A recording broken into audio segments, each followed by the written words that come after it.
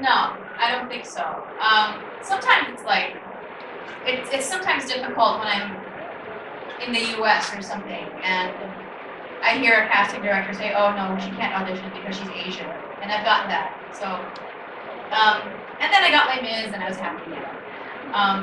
So there will always be someone in something that could, be a stumbling block, but you just have to step over it. That's really it. You just have to have, it's your attitude that has to keep you going also. And performing in Manila, there's never an issue. Performing in Asia is never an issue. There always will be opportunity, but yeah, I mean, there are setbacks and obstacles come in many forms. They could be in the form of other actors who are envious and who will feed on insecurity. There's other insecure, and then there's backbiting, there's cattiness, there's competition.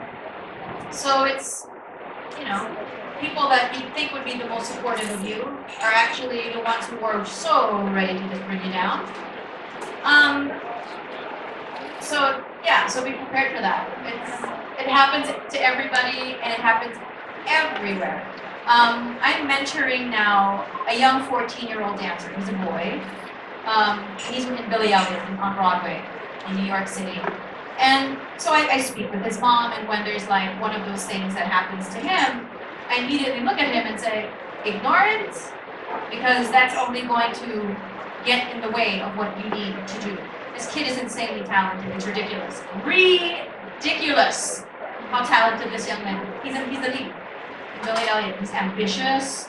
He's half Chinese, so he's Asian, so it makes me happy. So he's 14, but he looks like he's 11 because he's really tiny. But he's one of those people who constantly is looking to get better at what he does. He's incredibly ambitious and very self-aware and very, very smart, as well as ridiculously talented. He's also a great kid, So I try to mentor him as much as I can. And his mom's like, you're a good mentor because you're Asian. You've been successful on Broadway. This is what he wants to do. So he looks up to you for that. He's like, all right, no problem. I'll do what I can. So he's a lovely, lovely kid. Lovely, lovely, lovely kid. Just ridiculously talented and a genuinely good boy. Very good boy. I was at Mass with my mom, and it was at a point in my head, it was like, okay, what am I doing in London? I'm doing this show. I'm not sure if I'm supposed to be doing this for the rest of my life. Is this just for a year? Am I supposed to enjoy this? I was at a very weird stage of my life. I went to Mass, and so the Mass was pretty much going as it normally goes.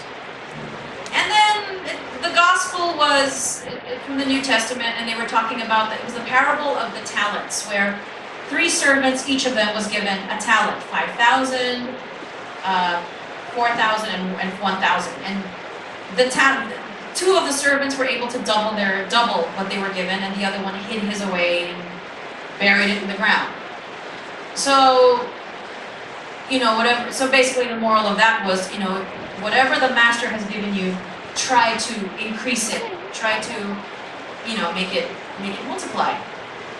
So after the gospel was read and everybody was told to sit down, the priest got up to the microphone, and I looked at him, and in my head it's like, this is not usually the guy that's here. This is probably a guest priest, a visitor. He got up to the mic and stood there for maybe 1 minute. Usually homilies last a lifetime. Priests can talk forever. But this guy was up there, and he only said 2 things. He said, every one of us was given our own unique gifts by God. Stop. Use the gifts that God has given you. And then he sat down, and I looked at him and went. Then I looked at my mother, and then it's like, that's it. That divines, like that, there's my answer. I had my questions, that is my answer. It's not easy. I mean, it's not easy doing what I do. And I don't fit the stereotype of a typical leading lady either, you know? I mean, here in Asia, I probably do. I mean, everybody pretty much looks like me, especially in the Philippines. Anyway, the stereotype, I think, in the Philippines, I can only be specific about the Philippine stereotype. They like long hair, fair skin. Whether you're of Chinese or Spanish descent, it doesn't matter. Fair skin, long hair. That seems to be the mold that a lot of the actresses tend to fall into. You know, so you being of Hindu descent, it's like I don't know that you fit a mold, but if it's something you feel inside is only you will know if this is for you. Because there's always going to be something that will just keep pushing you to do this. And if your talent is just so exceptional that it can't be ignored, then things will open up. You know, like there's a Filipino girl now who's making it in the US. Her name is Charisse. Yes. And if you look at her versus a lot of the other 17, 18, 19-year-old so-called singers in the United States, with auto-tune, everybody's a singer anyway. I know, I've got my own beefs against that, but that's a whole other discussion.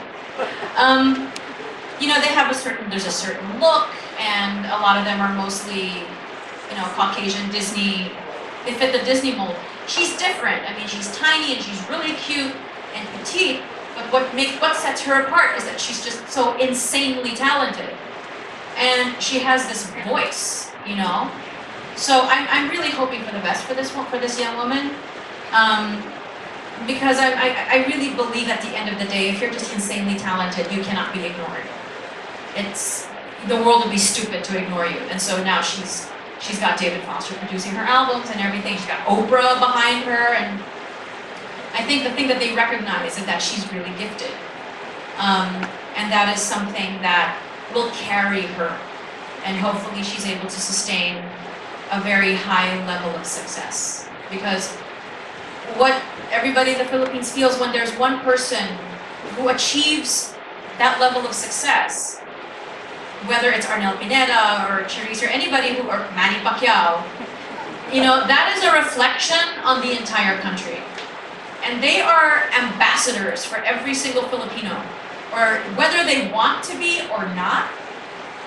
From experience, I know this, you become a representative of your country, your region, and so if any of them makes a misstep, then it's a reflection on everybody else also. So it's a lot of pressure, it's a lot of responsibility, but you know, I think God chose those particular people for a reason, because they're able to handle it.